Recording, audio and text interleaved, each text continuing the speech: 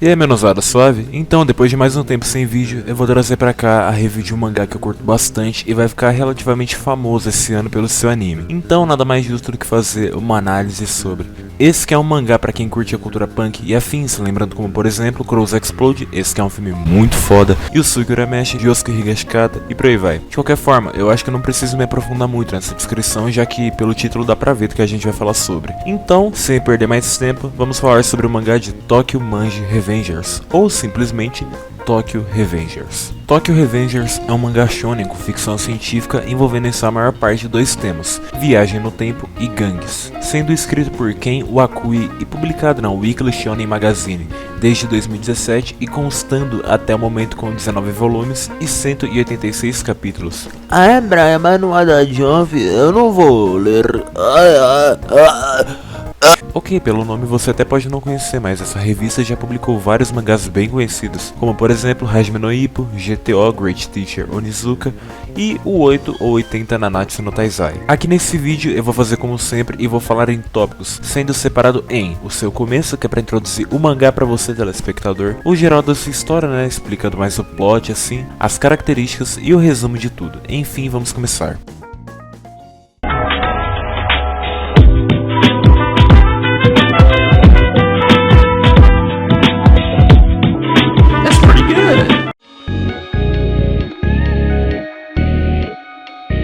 O mangá começa citando uma guerra entre gangues que ocorre, e nosso protagonista, Hanagaki Takemichi, vê o noticiário que a sua ex-namorada Tachibana Hinata, esta que estava com ele no 8º ano do ensino fundamental, acabou morrendo em decorrência disso.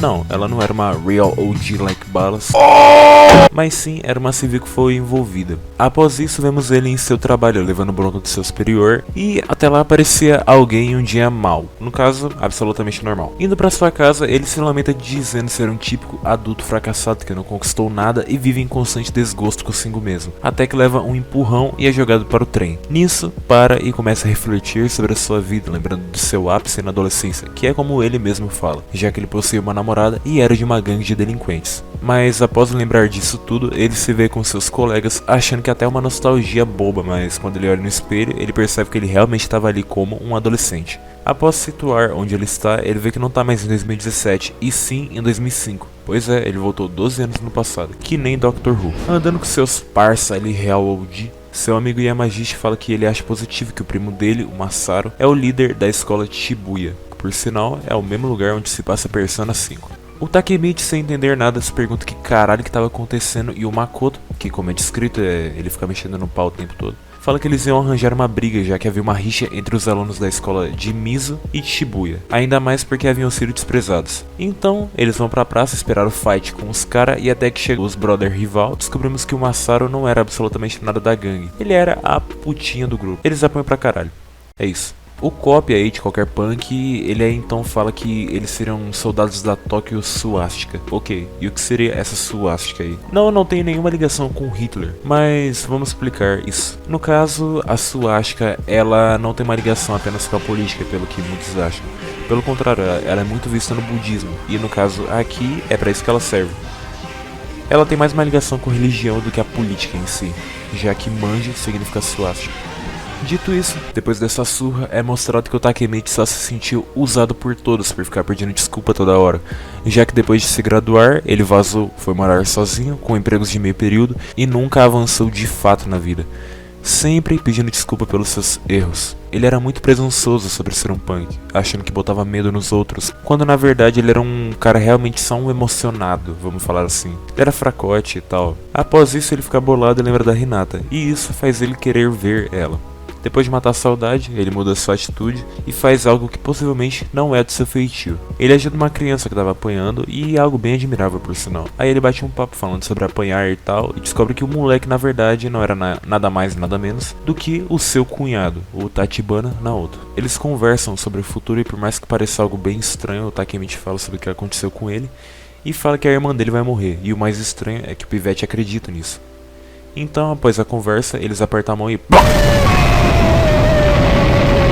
ele volta pro futuro, mas vivo. Ele havia caído apenas nos trilhos, mas um homem conseguiu salvar ele. E quem que era esse homem? O Tachibana Naoto. Uau, um herói? Pois é, ele mudou de destino.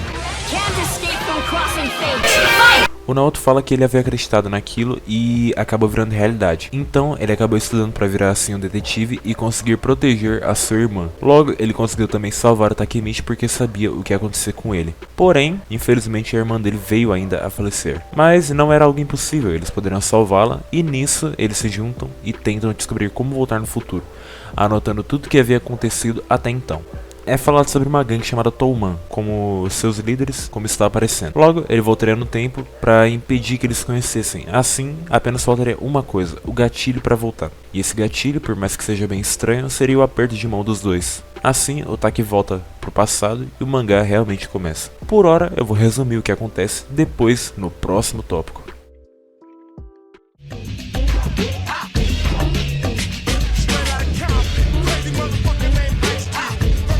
Com isso, nossa história de mistério com Shonen e Punks começa e vemos então que essa Toman na real existe porque o Sano Manjiro, apelidado como Mickey e o Kizaki Teta, se conheceram.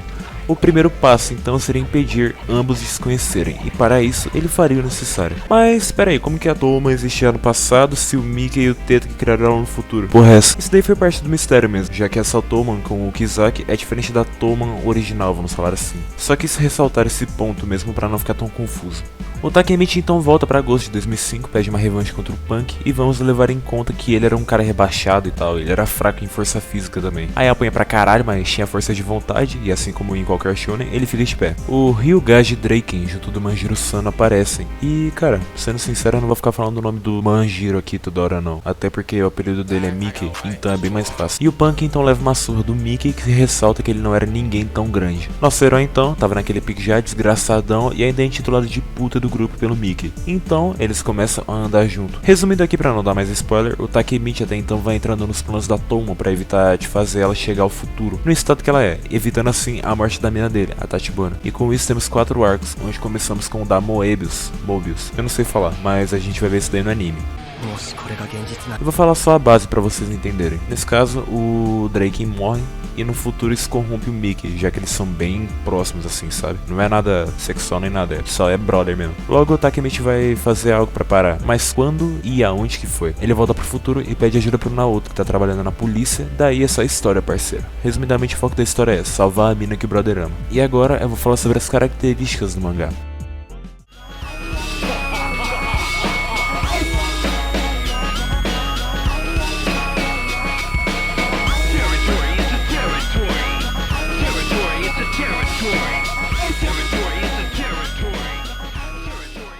Primeiramente, falando sobre os personagens, eles não são tão interessantes. Em suma, eles são legais, mas falando por experiência própria, eu vi acho que só um do qual eu falei, caramba, esse daí é foda. Eu vou falar alguns aqui pra exemplificar melhor. Nosso protagonista, por exemplo, seu passado ele é resumido em algumas páginas, ainda no começo da história, e fica só naquilo praticamente. É algo bem raso, e dá até pra resumir aqui. Eu vou falar pra vocês, ó, basicamente, ele era um punk, foi morar sozinho, virou um Zé, e pá, acaba aí. E depois ele vai intercalando, tanto o passado quanto com o futuro. E a gente vê essa personalidade em si, que isso é algo bem mais legal. Ele acaba passando de um fracassado para alguém determinado a lutar por alguma coisa, se corrigindo como ser humano, ajudando quem ele precisa e ele sabe que vai precisar, sendo também alguém extremamente fiel a quem considera brother. Falando agora do Sano Manjiro, ou Mickey, como eu já havia dito, o Mickey foi de longe quem teve a melhor backstory, já que por mais que ele teve uma vida difícil, ele não teve nem mãe nem pai, ele mesmo assim teve família, ele foi criado pelo seu avô junto dos seus outros 2 irmãos, e por mais que isso é contado pela metade do mangá, ele é um cara assim como Takemichi fiel aos seus súditos, mas é tipo, seja minhas costas que eu viro as suas, vamos falar assim. Ele faz como um pacto de igualdade com a Toman, liderando o grupo também e sendo bem desligado às vezes. Levando ele em conta, vamos pro Ryuguji Ken, ou também chamado de Draken. Ele é o braço direito do Mickey, e ele teve uma vida deveras estranha também, nunca tendo conhecido sua mãe ou pai, e cresceu num bordel. a famosa Casa das Primas. No caso, ele foi criado lá e o Mickey, por mais que seja o dono, muitas vezes ouve o Draken, já que o senso de razão dele é muito maior. Ele parece o Mickey, mas só que ele é muito menos desligado do que ele. É contado na metade da história também como que ele e o Mickey se conheceram, já que eles são amigos de infância. Além disso, temos personagens como os irmãos Tachibana, onde nenhum dos dois tem um passado tão bem desenvolvido. O Naoto tem um papel fundamental na história, já que ele que ajuda o Takemichi em boa parte, mas como ele sempre muda de acordo com a linha temporal, vemos ele meio que em situações diferentes, fazendo o mesmo. Ou seja, as linhas temporais não mudaram ele. E eu falo as linhas temporais não mudaram ele por causa que com dois personagens a situação foi um pouco diferente. Mas obviamente eu não vou falar quem é que foi, né? Já falando da sua irmã, não tem muito o que dizer também sobre ela. Ela é meio que a guria da história e ela é bem calma e alegre. Ela só é a namorada do Takemichi e é o foco principal da história. Falando sobre duas personagens femininas também, temos a Emma e a Yuzu, do qual eu não vou entrar muito no assunto, já que acaba pegando um pouco da história, mas elas foram bem mais desenvolvidas do que a Tachibana Hinata. Temos também os comandantes da Toman, que por mais que sejam fodas, poucos ali tem o plot bem desenvolvido, como um que aparece bastante da metade pro atual capítulo, o Shifuyu Matsuno, que ele tá lá pra ajudar o Takemichi, mas não é muito falado sobre o seu passado. Literalmente a gente quase não sabe nada dele. E além disso a gente também tem o Angry e o Smiley, que são massas também, no caso são gêmeos. Por hora temos personagens com plot 6/10, vamos falar assim, como o Takashi Mitsuya, que ele por si é meu personagem favorito, ou também o Baji, o Izana, entre outros. Fora isso também temos nosso principal vilão, que dá bastante raiva, o Kizaki, um vilão da hora que tu sente muita raiva mesmo. O passado dele é falado também, mas ele não teve uma história pesada. Ele até teve uma vida boa, se formos levar em consideração os outros. É impressionante o sadismo e a psicopatia desse cara. Basicamente ele tem sede de poder e a Toman é o caminho que ele visa para conquistar os seus ideais. A história, como eu já disse, ela é massa também. A parte do mistério é bem intrigante, corriqueiramente tem várias reviravoltas. Essas que são meio mind blow, mas umas sim, outras não. Uma dose de mistério é aplicada com perfeição, já que você entende que vários planos são arquitetados com uma puta antecedência. E eu não sei porque, mas estou só citando mesmo, a busca do Takemichi lembra a busca do Kovacs em Altered Karma. Além disso, por ser um shonen, tem muita, mas muita luta mesmo. E às vezes é uns 20, 30 capítulos só pra isso. Obviamente falando mais sobre um personagem, como acontece com Hakai Shiba, ou contando mais sobre o passado da Toman e seus fundadores, mostrando como eu sou no mundo punk adolescente japonês. Sim, adolescente, obviamente, já que esses caras têm em média 14 para 15 anos, e já brincando com motos e armas. A introdução dos arcos é feita em boa forma, já que não é porque ele consertou algo no futuro que o futuro vai relativamente melhorar. Como eu disse, sempre pode haver uma antecedência, e por mais que possa parecer melhorar o futuro, ele pode piorar. E até soubermos que o futuro foi mudado para pior, já se foram lá 40, 60 capítulos. Para finalizar aqui, e sendo algo que eu ressalto muito, é a arte do mangá. Envolvendo um pouco do meu pessoal aqui, Tokyo Revengers foi um mangá que eu conheci pelo Mudai Bot do Discord, aquele bot que sempre dá briga. Quem conhece, conhece, tô ligado que dá briga aí. E esse personagem em si me chamou a atenção, esse que é um dos vice-capitães da Toman. Eu fui procurar algumas imagens e até me surpreendi, então eu comecei a ler o mangá. O design chama muita atenção. O traço na história em si ele é meio simplório, e muitas vezes os personagens se tratam ter um rosto mais infantil do que devem, ou até o contrário, eles parecem mais adultos do que são. Eu não vejo como comparar esse mangá com o outro. A sua arte é simples mesmo, assim como Jujutsu, sendo nem tão feia, nem tão bonita, ela é simplesmente normal. Eu acho que o que mais dá pra levar em conta mesmo de bonito são os designs dos punks, pelo menos entre os capitães da Toman, é um melhor do que o outro. O que eu menos acho da hora aqui, sendo sincero, é o Par e o Petian. No caso eu vou botar a foto deles aqui. É isso.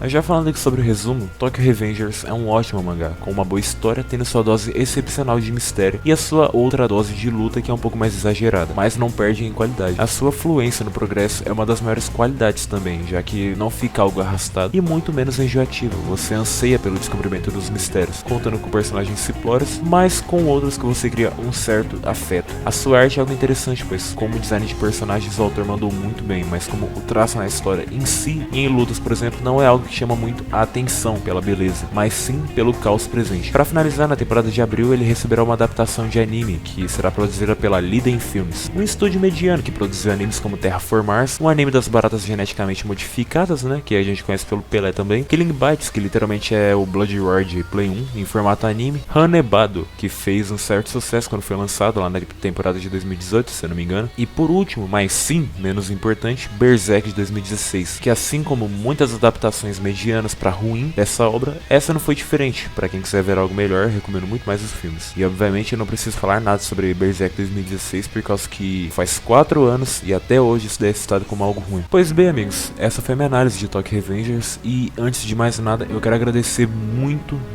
mesmo pela sua visualização e esse 1 ano e pouco que eu criei o canal, por mais que foi em setembro de 2018. Mas eu comecei a publicar vídeo no passado, então, voltando, em janeiro de 2020 foi quando eu lancei o Nitro View Chainsaw Man, que hoje conta com mais de 300 views e é o vídeo mais assistido do canal. Eu quero agradecer imensamente do fundo do meu coração por todos, por todo o apoio que eu recebi, seja de amigos ou, por mais que seja difícil, fãs. Isso aqui pra mim é mais um hobby do que qualquer outra coisa, e eu gosto muito de falar sobre coisas que eu gosto pra pessoas que não conhecem e se interessam sobre. Dito isso, eu aviso que possivelmente eu vou dar uma pausa com o canal, já que eu preciso focar em outros planos pro futuro. E não, isso não é uma despedida nem nada, mas eu posso dizer que eu não vou ter o mesmo tempo pra consumir alguma obra, seja anime, filme ou série, e fazer o seu roteiro, que nem, por exemplo, eu cogitava fazer isso com o Shumatsu no Valkyrie, que tá sendo lançado, e vai ter um anime em abril também. Logo, enquanto tivermos vídeos de 3 a 3 meses, quase, talvez a gente vai ter de, uns 2 vídeos no ano? Bom, eu não sei, a gente vai saber em 2022. Por hora, eu quero agradecer muito a todos, e eu me despeço aqui. Bom, se você gostou, deixe seu gostei e divulgue pra quem acha que gostaria de ver isso aqui. Se inscreve e me siga nas redes sociais. Eu vou fazendo daqui um bom dia, uma boa tarde ou uma boa noite pra tu. Muito obrigado do fundo do meu coração e até.